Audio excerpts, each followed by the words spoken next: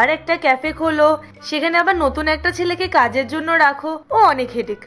আমার তো এটাই ঠিক আছে, সকালবেলা এসে দোকান খোলো, সন্ধ্যাবেলা দোকান বন্ধ করে বাড়ি চলে যাও, যা প্রফিট হবে সব নিজের পকেটে।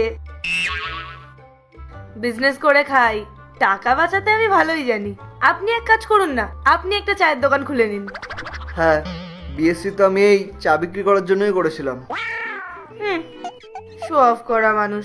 শুনুন, চা বেচে বেচে না মানুষ প্রধানমন্ত্রীও হয়ে যাচ্ছে। আর এমনিও আপনার থেকে আমি অনেক গুণ বেশি টাকা ইনকাম করি।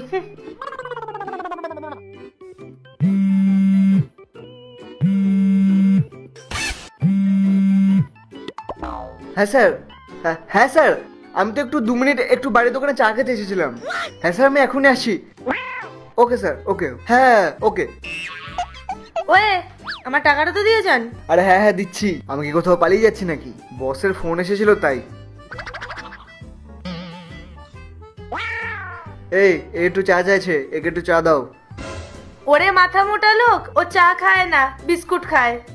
হ্যাঁ তো যেটা খায় সেটাই দাও।